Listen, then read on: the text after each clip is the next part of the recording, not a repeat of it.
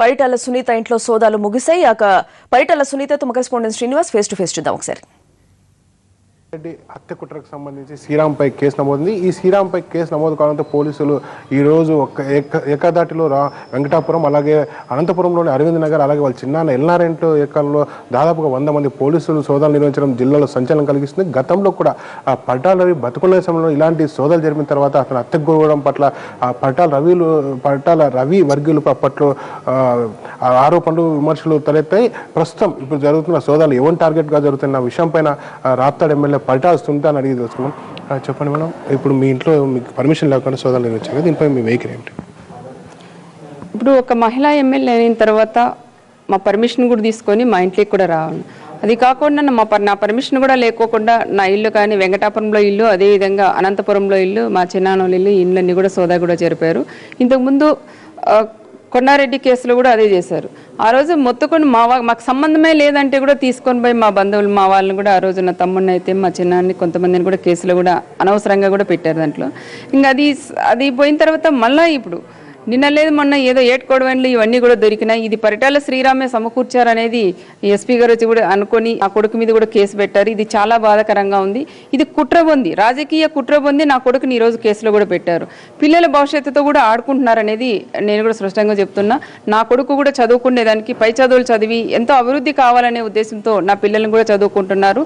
వాళ్ళ నాయన చనిపోయినప్పటి నుంచి కూడా చాలా కష్టపడి మా పిల్లలు ఎక్కడో హాస్టల్లో ఉండి హైదరాబాద్లో వాళ్ళ అత్తాయిల ఇంట్లో అందరూ ఉండి మా పిల్లలు కూడా బాగా చదువుకున్నారు.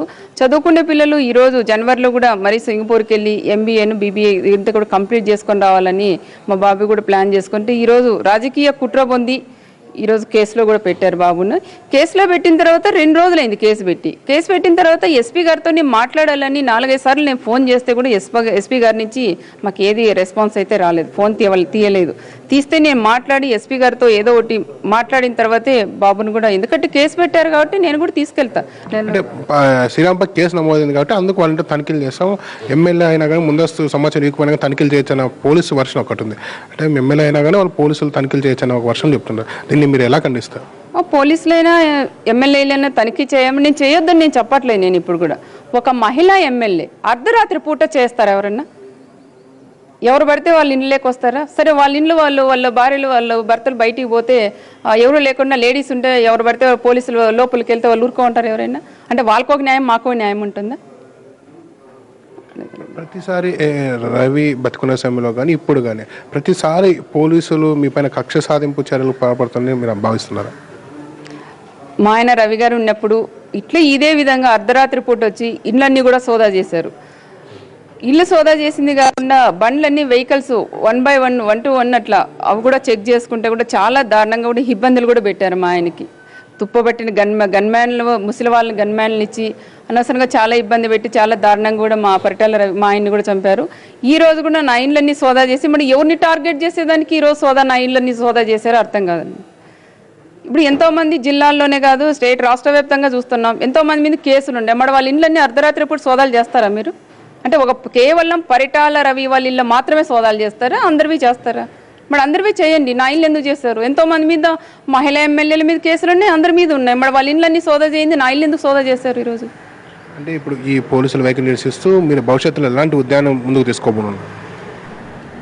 ఈరోజు నా ఇల్లు సోదా చేశారు కాబట్టి నాకు కూడా ఇది మానసికంగా చాలా బాధపడుతున్నా. ఈ విషయము స్పీకర్ దృష్టికి, అదేవిధంగా స్పీకర్ని కూడా అడుగుతున్నా, సార్ ఏమన్నా సపరేట్గా ఒక జీవో ఏమన్నా పాస్ చేశారా? మహిళా ఎమ్మెల్యేల ఇండ్లు కానీ అర్ధరాత్రి పూట పోయి చెక్ చేసేటట్లా ఏమన్నా ఒకటి జీవో కూడా వచ్చిందేమని నేను స్పీకర్ గారిని కూడా అడుగుతాను. ఇంకో విషయం ఏమంటే మా నాయకుడు చంద్రబాబు నాయుడు గారి దృష్టికి కూడా ఈ విషయం చంద్రబాబు నాయుడు గారి దృష్టికి కూడా నేను తీసుకెళ్తాను. అంటే ఇప్పుడు పోలీసులు విచారణకి పిలిస్తే శ్రీరాములు మీరు తీసుకెళ్లి శ్రీరామ్కి సహకరించమని చెప్తారా? ఇంతవరకు నేను అనుకునేదాన్ని, ఇప్పుడు ఆలోచన చేస్తాను.